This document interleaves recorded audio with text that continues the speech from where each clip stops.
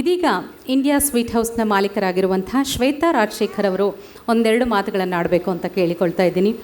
Sweets ಮೂಲಕ ಜಗತ್ತಿನಾದ್ಯಂತ ಈಗ ಪರಿಚಯವಾಗಿರುವಂಥ ಒಂದು ಬ್ರ್ಯಾಂಡ್ ಕಟ್ಟೋದಷ್ಟು ಸುಲಭದ ಮಾತಲ್ಲ. ಅದ್ರ ಜೊತೆಗೆ ನಮ್ಮ ಆಧುನಿಕ ಗ್ರಾಹಕರಿಗೆ ಭಾರತದ ಮಿಠಾಯಿ ನೀಡ್ತಾ ಇರುವಂಥ ಶ್ವೇತಾ ರಾಜಶೇಖರ್ ಅವರು ಒಂದೆರಡು ಮಾತಾಡಬೇಕು. ನೀವು ತಾಯಿ ಅಂತಂದರೆ ಒಂದು ಮಗುವಿಗೆ ಜನ್ಮ ನೀಡಿರಲೇಬೇಕಂತಿಲ್ಲ. ಐ ಥಿಂಕ್ ಅಮ್ಮ ಅಂದರೆ ಅದೊಂದು ಸ್ಥಾನ ಅಷ್ಟೆ. ಸೊ ನೀವು ನಿಮ್ಮ ಜೊತೆಯಲ್ಲಿರೋರಿಗೆ ಒಂದು ಕೇರ್ ಮತ್ತು ಪ್ರೀತಿಯಿಂದ ನೋಡ್ತಿರ್ಬೋದು, ಅಥವಾ ನೀವೊಂದು ಸ್ಥಾನದಲ್ಲಿದ್ದು ನಿಮ್ಮ ಟೀಮ್ನ ಅಷ್ಟು ಪ್ರೀತಿಯಿಂದ ನೋಡ್ತಾ ಇದ್ರೂ ನೀವು ತಾಯಿ ಆಗ್ತೀರ. ಬಿಕಾಸ್ ಅಮ್ಮ, ಅಣ್ಣ, ತಂಗಿ ಈ ಸಂಬಂಧಗಳು ಅದೊಂದು ಸ್ಥಾನ ಅಷ್ಟೆ, ಹೆಸರಿರೋದಿಲ್ಲ ಅದಕ್ಕೆ. ಯಾರೇ ಆ ಸ್ಥಾನ ತೊಗೊಂಡ್ರು ಆ ಸ್ಥಾನನ ತುಂಬೋದು. So happy mother's day. ನೀವು ಯಾರನ್ನ ಪ್ರೀತಿಯಾಗಿ ನೋಡ್ತಿರ್ತೀರೋ ಎಲ್ಲರೂ ತಾಯಿ ಅಂದರೆ ಅಂತ ಹೇಳಕ್ಕೆ ಇಷ್ಟಪಡ್ತೀನಿ. ಅಮೇರಿಕನ್ ಫಿಲಾಸಫರ್ ಒಬ್ಬರು ಹೆನ್ರಿ ಡೇವಿಡ್ ಥೋರೋ ಅಂತ ಒಬ್ಬರು ಒಂದು ಮಾತು ಹೇಳಿದ್ದಾರೆ. Only the women and nature has the power and the will to survive ಅಂತ. ಸೊ ಒಂದು ಹೆಣ್ಣು ಮತ್ತು ನಮ್ಮ ನೇಚರಿಗೆ ಮಾತ್ರ ಆ ವಿಲ್ ಮತ್ತು ಪವರ್ ಇದೆಯಂತೆ. ಹೇಗೆ ಅದನ್ನು ಅಬ್ಯೂಸ್ ಮಾಡಿದ್ರೂ ವಾಪಸ್ ಅದು ಕಷ್ಟಪಟ್ಟು ತಿರ್ಗಾ ಅದ್ರ ಕಾಲ ಮೇಲೆ ಅದು ಮೊದಲಿನ ಥರನೇ ನಿಲ್ಬೋದು ಅಂತ. ನೀವು ಯಾವುದೇ ಇವಾಗ ಒಂದು ಖಾಲಿ ಜಾಗನ ಅದನ್ನು ಏನೂ ಮಾಡ್ದಿರ ಸುಮ್ಮನೆ ಬಿಟ್ಬಿಟ್ರು ಅಲ್ಲಿ ಗಿಡ ಮರ ಎಲ್ಲ ಹೇಗೆ ಬೆಳ್ಕೊಳ್ಳುತ್ತೋ ಹಾಗೆ ಹೆಣ್ಣಿಗೂ ಅಷ್ಟೇ ಅದೇ ವಿಲ್ ಮತ್ತು ಧೈರ್ಯದಿಂದ ಏನೇ ಮಾಡಿದ್ರೂ ವಾಪಸ್ ಅವರು ಬೌನ್ಸ್ ಬ್ಯಾಕ್ ಆಗ್ತಾರೆ. ಅದಕ್ಕೆ ಇವಾಗ ಒಂದು ಮಗುವಿನ ಜನ್ಮ ನೀಡುವಾಗ ಆ ದೇಹಕ್ಕೆ ಏನೇನು ಆಗುತ್ತೆ ವಾಪಸ್ ಅವರು ಮೊದಲಿನ ಥರನೇ ಆಗಿ ತಮ್ಮ ಕೆಲಸಗಳು ತಾವು ಮಾಡಿಕೊಂಡು ಇನ್ನೂ ಹೆಚ್ಚಿಗೆ ಮಾಡಬೇಕಾಗತ್ತೆ ಒಂದು ಮಗು ಬಂದಮೇಲೆ. ಸೊ ಐ ಥಿಂಕ್ ಇಷ್ಟೇ ಅಲ್ದಿರ ಬೇಕಾದಷ್ಟು ಎಕ್ಸಾಂಪಲ್ಸ್ ಇದೆ. But again happy mother's day ಎಲ್ಲರಿಗೂ. ಇಂಡಿಯಾ ಸ್ವೀಟ್ ಹೌಸ್ ಈ ಬ್ರ್ಯಾಂಡ್ ಕಟ್ಟೋದೇನು ನಮಗೆ ಸುಲಭ ಇರಲಿಲ್ಲ. ಯಾವುದೇ ಒಂದು ಉದ್ದಿಮೆ ಮಾಡ್ತಿರೋವಾಗ ಕಮಿಟ್ಮೆಂಟ್ ಮತ್ತು ಸಿನ್ಸಿಯರಿಟಿ ತುಂಬ ಇಂಪಾರ್ಟೆಂಟ್ ಆಗುತ್ತೆ. ಆಮೇಲೆ ಯಾವುದನ್ನ ಒಂದು ಪ್ರಾಬ್ಲಮ್ಮಿಂದ ನಾವು ಅದರಿಂದ ಆಚೆ ಬರಬೇಕು ಅಥವಾ ಅದರಿಂದ ಒಂದು ಗೆಲ್ಲಬೇಕು ಅಂತ ಹೇಳುವಾಗ ನಮ್ಮ ಕಮಿಟ್ಮೆಂಟ್ ಮತ್ತು ಸಿನ್ಸಿಯರಿಟಿ ಇನ್ನೂ ಜಾಸ್ತಿ ಆಗುತ್ತೆ ಆವಾಗ. ಅದೇ ಥರದ್ದೊಂದು ಪ್ರಾಬ್ಲಮ್ ನಮ್ಮಲ್ಲೂ ಉಂಟಾಗಿತ್ತು. ಆ್ಯಂಡ್ ಆ ಪ್ರಾಬ್ಲಮ್ನ ಉತ್ತರನೇ ಇವತ್ತಿನ ದಿನ ಇಂಡಿಯಾ ಸ್ವೀಟ್ ಹೌಸ್ದು ಸಕ್ಸಸ್ಫುಲ್ ಸ್ಟೋರಿ ಅಂತ ಹೇಳ್ಬೋದು ನಾನು. ಇವತ್ತಿನ ದಿನ ಮದರ್ಸ್ ಡೇ ಆಗಿರೋದ್ರಿಂದ ನಾನು ಕೆಲವುದು ಲೇಡಿ ಆಂಟ್ರಪ್ರಿನರ್ಸ್ ಅಥವಾ ವುಮೆನ್ ಆಂಟ್ರಪ್ರಿನರ್ಸ್ದು ಎಕ್ಸಾಂಪಲ್ಸ್ ತೊಗೊಳಕ್ಕೆ ಇಷ್ಟಪಡ್ತೀನಿ. ನಾವು ಹೆಣ್ಣಾಗಿ ನಮ್ಮ ಸುತ್ತಮುತ್ತ ಇರೋ ಯಾವುದೇ ಒಂದು ಪ್ರಾಬ್ಲಮ್ ನೋಡಿದ್ರೂ ನಮ್ಮ ತಲೆಯಲ್ಲಿ ಇದಕ್ಕೆ ನಾವೇನು ಮಾಡ್ಬೋದು, ನಮ್ಮ ಕಡೆಯಿಂದ ನಾವು ಯಾವ ಥರ ಇದಕ್ಕೊಂದು ಸೊಲ್ಯೂಷನ್ ಹುಡುಕ್ಬೋದು ಅಂತ ನಮ್ಮ ಕಣ್ಣು, ಕೈ, ಮೂಗು ಎಲ್ಲ ಅದೇ ಯೋಚನೆ ಮಾಡ್ತಾ ಇರುತ್ತೆ. ಆ ಥರ ಒಂದು ಪ್ರಾಬ್ಲಮ್ಗೆ ಸೊಲ್ಯೂಷನ್ ಇವತ್ತಿನ ದಿನ ನಮ್ಮ ಪಾಕಶಾಲಾ ಅಥವಾ ಇವತ್ತಿನ ದಿನ ಅವ್ರು ಇರೋದ್ರಿಂದ ಆ ಎಕ್ಸಾಂಪಲ್ ಕೋಟ್ ಮಾಡೋಕ್ಕೆ ಇಷ್ಟಪಡ್ತಾ ಇದ್ದೀನಿ. ಅವತ್ತಿನ ಕಾಲಕ್ಕೆ ನಮ್ಮ ಚಾಮರಾಜಪೇಟೆದು ಬ್ರಾಹ್ಮಿನ್ಸ್ ಕೆಫೆ ಏನಿದೆ, ಅವರ ಅಡಿಗರ ತಾಯಿ ಅಲ್ಲಿ ಬೆಳಗ್ಗೆ 5 ಗಂಟೆಗೆ ಎಲ್ಲರೂ HAL ಬಿ ಎಲ್ಲಿರ್ಬೋದು ಈ ಎಂಪ್ಲಾಯೀಸ್ ಎಲ್ಲ ಚಳಿನಲ್ಲಿ ಬೆಳಗ್ಗೆ 5 ಗಂಟೆಗೆ ಟಿಫನ್ ಕ್ಯಾರಿಯರ್ ಎಲ್ಲ ಕಟ್ಕೊಂಡು ನಿಂತಿರೋರನ್ನ ನೋಡ್ತಾ ಇದ್ರಂತೆ.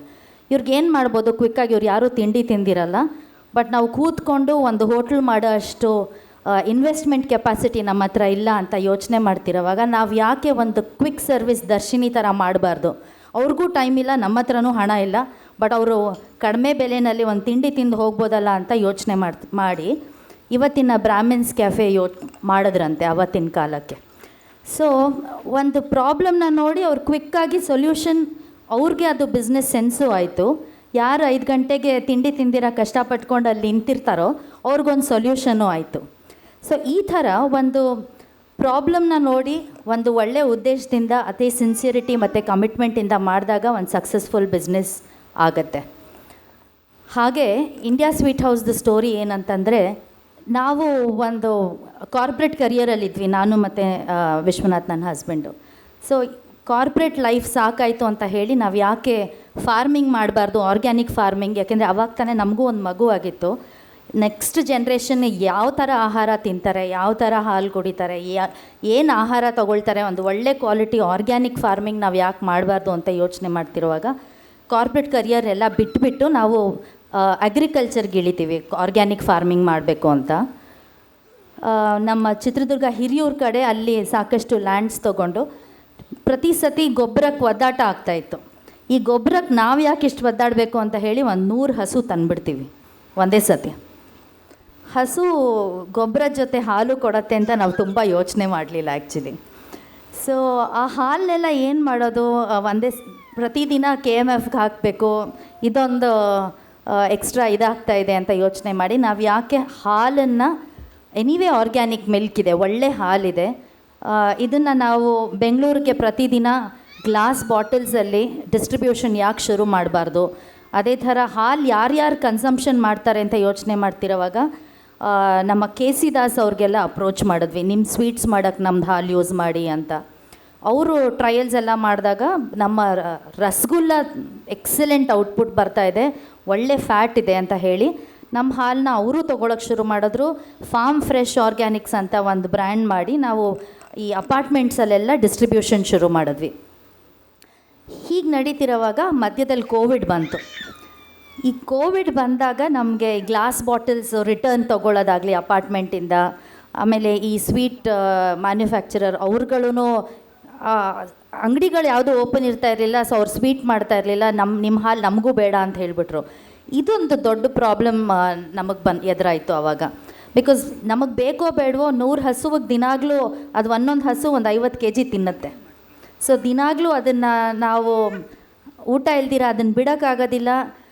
ಯಾವ ಲೆವೆಲ್ಗೆ ಹೋಯಿತು ಅಂತಂದರೆ ಮನೆಯಿಂದ ಎವ್ರಿ ಡೇ ಅದಕ್ಕೆ ಫಾರ್ಮಿಗೆ ನಾವು ದುಡ್ಡು ಹಾಕೋ ಹಂಗಾಗೋಯ್ತು. ಸೊ ಎಟ್ ಸಮ್ ಪಾಯಿಂಟ್ ಇಲ್ಲ ಇದಕ್ಕೆ ಬಿಡಬೇಕು ಹಸುಗಳನ್ನ, we have to let go, ಅಥವಾ ಇದನ್ನು ಈ ಲಾಸ್ನ ಒಂದು ಬಿಸ್ನೆಸ್ ಆಗಿ ಯಾವ ಥರ ಕನ್ವರ್ಟ್ ಮಾಡ್ಬೋದು ಅನ್ನೋ ಲೆವೆಲ್ಗೆ ವಿ ಹ್ಯಾಡ್ ಕಮ್. ಸೊ ಆವಾಗ ನಾವು ಆ ಹಾಲಿಂದ ಏನೇನು ಮಾಡ್ಬೋದು, ನಮ್ಮದೇ ಒಂದು ಬ್ರ್ಯಾಂಡ್ ಮಾಡಿ ಆ ಹಾಲನ್ನೆಲ್ಲ ತುಪ್ಪ ಖೋವಾ ಮಾಡಿ ಒಂದು ಬ್ರ್ಯಾಂಡ್ ಮಾಡಬೇಕು ಅಂತ ಯೋಚನೆ ಮಾಡಿ ಬೆಂಗಳೂರಲ್ಲಿ ಇರೋದ್ರಿಂದ ನಾವು ಇಡೀ ದೇಶದಲ್ಲಿರೋ ಎಲ್ಲ ಜನ ನಮ್ಮಲ್ಲಿದ್ದಾರೆ. ಅದೇ ಥರ ಇಡೀ ದೇಶದ ಎಲ್ಲ ಸ್ಪೆಷಾಲಿಟಿ ಸ್ವೀಟ್ಸ್ ನಮ್ಮಲ್ಲಿ ನಾವು ಇದು ಮಾಡಬೇಕು ಅಂತ ಹೇಳಿ ಆರ್ಗ್ಯಾನಿಕ್ ಮಿಲ್ಕಿಂದ ನಾವು ಇಂಡಿಯನ್ ಎಲ್ಲ ಸ್ಪೆಷಾಲಿಟೀಸ್ನ ನಮ್ಮ ಒಂದು ಅಂಗಡಿ ಮಾಡಿಬಿಟ್ಟು ಅದಕ್ಕೆ ಇಂಡಿಯಾ ಸ್ವೀಟ್ ಹೌಸ್ ಅಂತ ನಾವು ಹೆಸರಿಟ್ವಿ. ಸೊ ಇವಾಗ 5 ವರ್ಷ ಆಗಿದೆ, ಈ ವರ್ಷ ಇವಾಗ ಜುಲೈಗೆ 5 ವರ್ಷದಲ್ಲಿ ನಾವು 53 ಅಂಗಡಿ ಮಾಡಿದ್ದೀವಿ ಕರ್ನಾಟಕಾದ್ಯಂತ.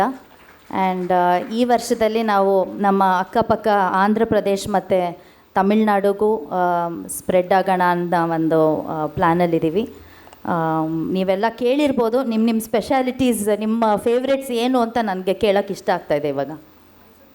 ಮೈಸೂರು ರೈಟ್, ರಸ್ಮಲೈ.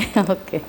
ಸೊ ಏನಂತಂದರೆ 4 ಗಂಟೆಗೆ ಬೆಳಗ್ಗೆ ನಾವೇನು ಹಾಲು ಕರಿತೀವಿ, ಇಮಿಡಿಯೇಟ್ಲಿ ಅದು ನಮ್ಮ ಫ್ಯಾಕ್ಟ್ರಿಗೆ ಬಂದು ಅವತ್ತಿನ ಬೆಳಗ್ಗೆ ನಮ್ಮ ಬೆಂಗಾಲಿ ಸ್ವೀಟ್ಸ್ ಎಸ್ಪೆಷಲಿ ಆಗಿ ಅವತ್ತೇ ಸೇಮ್ ಡಿಸ್ಟ್ರಿಬ್ಯೂಷನ್ ಆಗೋದ್ರಿಂದ ಅದಕ್ಕಿಂತ ಫ್ರೆಶ್ ಆಗಿ ಬೆಂಗಾಲಿ ಸ್ವೀಟ್ಸ್ ಪ್ರಾಬಬ್ಲಿ ನಿಮಗೆ ಎಲ್ಲೂ ಸಿಗೋಲ್ಲ. ಅದಕ್ಕೆ ನಿಮಗೆ ರಸ್ಮಲೈ ಇರ್ಬೋದು, ನಮ್ಮ ಬೆಂಗಾಲಿ ಸ್ವೀಟ್ಸ್ ಮತ್ತು ಮೈಸೂರು ಪಾಕ್, ನಮ್ಮ ಬೆಲ್ಲದ ಮೈಸೂರು ಪಾಕ್. ಹಾಗೆ ಬೆಲ್ಲದಲ್ಲಿ ಸಾಕಷ್ಟು ಮಾಡಿದ್ದೀವಿ ನಾವು. ಕಾಜು ಕಟ್ಲಿ ಬೆಲ್ಲದಲ್ಲಿ ಮಾಡಿದ್ದು ನಾವೇ ಫಸ್ಟು ಇಡೀ ದೇಶಕ್ಕೆ. ಸೊ ಇನ್ಫ್ಯಾಕ್ಟ್ ಲಾಸ್ಟ್ ಟೈಮ್ ಬೆಂಗಳೂರಿಗೆ ನರೇಂದ್ರ ಮೋದಿ ಅವ್ರು ಬಂದಾಗ ಕೂಡ ನಮ್ಮ ಬಾಕ್ಸ್ ಅವ್ರಿಗೂ ಹೋಯಿತು. So we are very proud of that. Thank you ಎಲ್ಲರಿಗೂ. ಹ್ಯಾಪಿ ಮದರ್ಸ್ ಡೇ ಮತ್ತೆ.